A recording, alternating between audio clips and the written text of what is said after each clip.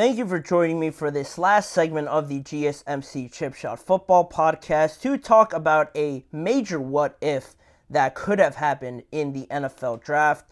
There's a lot of surprises already with all the quarterback movements, who was selected where, Michael Penix going to the Falcons, Bo Nix going to the Broncos, the slide of Quinyon Mitchell, where Brock Bowers actually got drafted.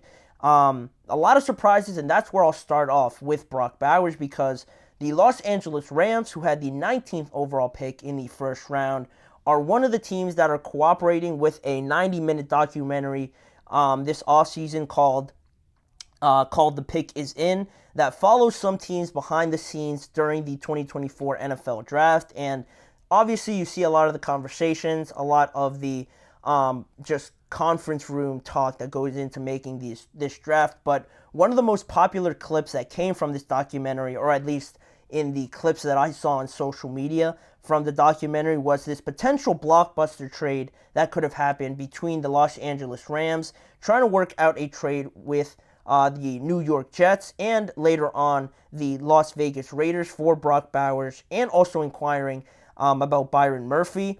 I'll start off with that New York Jets part of this hypothetical trade because they first wanted to offer the New York Jets the number 19th pick, the number 52 pick in the second round that the Los Angeles Rams had for the Jets' number 10 pick. But obviously, they were already having talks with the Minnesota Vikings for switching those two picks in the first round on top of other picks. And obviously, that's what wound up happening. The Jets moved back to 11. The Vikings move up to 10 and select J.J. McCarthy. So they declined that first offer from the Los Angeles Rams, right? But then they kept going on. They kept pestering the New York Jets, honestly, with another trade offer to try and move up to number 11 because they really had Brock Bowers in their sights to try and surprise everybody by moving on and adding Brock Bowers to this team. Their second offer to the New York Jets for pick 11 was that the Rams would give up the number 19th pick, the number 52, number 99 for the New York Jets' 11th and 185th pick in this year's draft. But obviously the Jets declined again. They stayed put and they drafted Fashanu, the tackle from Penn State. And now with the Los Angeles Rams, they're sort of spiraling, trying to figure out how they can get their hands on Brock Bowers, obviously. They offered a trade to Las Vegas by the time pick number 13 came around, but they declined the Rams' offer of the number 19th pick, the number 52, and they declined those picks for the number 13th and the 112th pick from the Las Vegas Raiders. The Raiders end up staying put, drafting Brock Bowers. So now, what do the Rams do? Their first option is gone. Where do they look now? The sources around this situation, and just from the documentary, you can see that they actually thought about drafting Byron Murphy, the defensive tackle from Texas, but he really wasn't on the board long enough for them to make a trade offer to. I want to say the Saints, the Seattle Seahawks, obviously, who ended up taking him, the Colts there as well. They didn't really have enough time to offer up a trade, and he didn't stay on the board long enough for them to do that. And it made sense because Byron Murphy, defensive tackle, Aaron Donald just retired, so you want an immediate replacement there, obviously. So not too surprising, but at the same time, when the draft was going on, nobody had any idea that was going on. But then they obviously ended up staying put, and they drafted Gerard Verse at the number 19th pick and used their 52nd, 155th, and 2025 second round pick to draft Braden Fisk this year, which leads me to my next point. The main question about this entire segment and why I broke it down like I did is that, now knowing about this hypothetical trade that could have happened, does it change my thoughts at all on how this Los Angeles Rams draft went down this year? A little bit, just because I thought they hit it perfectly.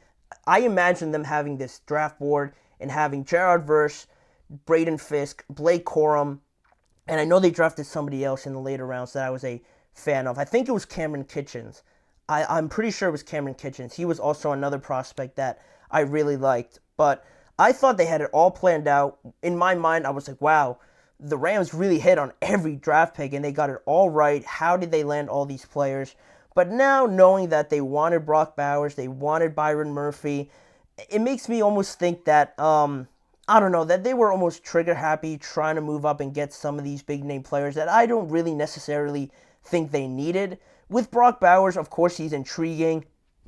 This generational tight end that just imagining him next to Puka, Cooper Kupp, Tyler Higbee, Kyron Williams. Yeah, it's exciting, but again, I don't really feel like that's what they needed. I know a lot of teams draft for best player available, but I'm really much on the side of drafting a player that you actually need, especially when offensively I thought they did all right with the pieces that they had. And then with Byron Murphy, okay, maybe I could see it wanting to find a replacement for Aaron Donald, but I like Kobe Turner, and in all honesty, with drafting Braden Fisk in the second round, that's tremendous value that they had, and it's a great partnership already with Gerard Verse and Braden Fisk there in that defensive line now. Very young defense, I understand that, but it has a lot of potential in this coming year and for years to come. I don't really necessarily think they needed Byron Murphy, and they could have gave up additional picks that they used on Blake Corum, on a Cameron Kitchen. So knowing that now, and really how lucky they were to not have these deals work out, because again, they didn't really need these positions, and still get Blake Corum, Braden Fisk, and Cameron Kitchens. I think it worked out for the best.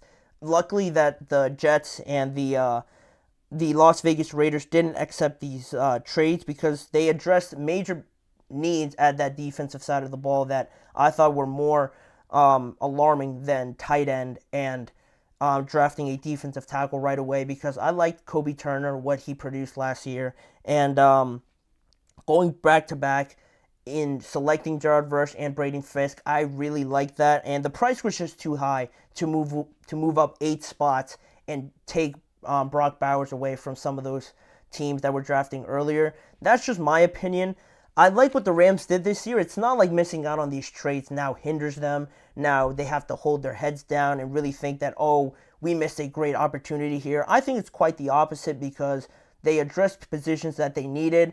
Braden Fisk really made a name for himself in the combine with how athletic he looked, really jumping himself up a lot of spots in the draft and going as high as he did.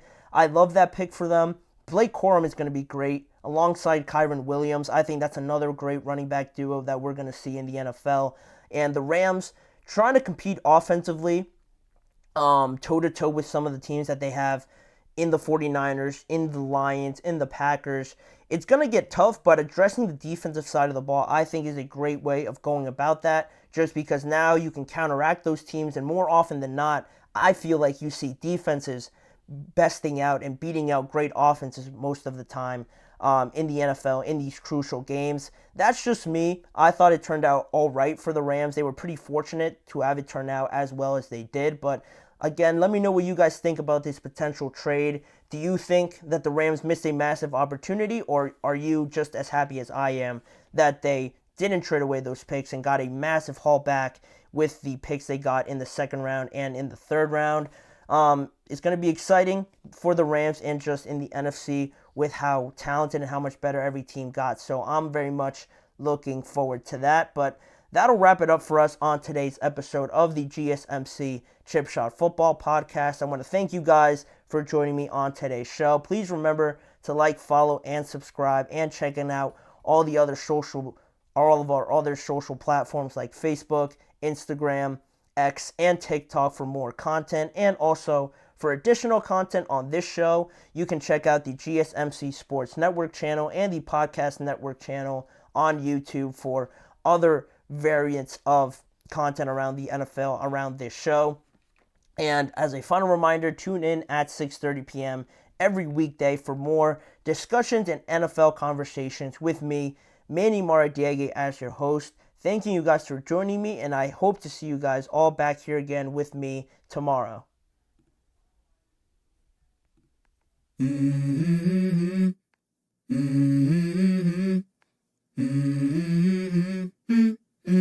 Let's go. I wake up to a little bit of drool on my pillow, feel like it's gonna be a bad day. Yeah, I'm tired of shit, and the coffee ain't hit yet, damn, ain't that great. I don't wanna go to